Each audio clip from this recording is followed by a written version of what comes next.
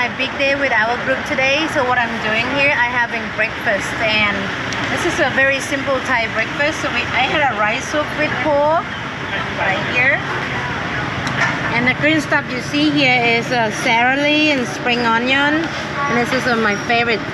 The golden color, there's a crispy garlic, and this one we have a congee stew. You see the texture different. The congee is thicker. And the rice soup is more, loose, like more soupy. Yum. What's that say? Employee wanted. One person. Female, 300 baht per day. Yeah. The wage in Thailand is very low. 300 baht per day, so it's not a lot.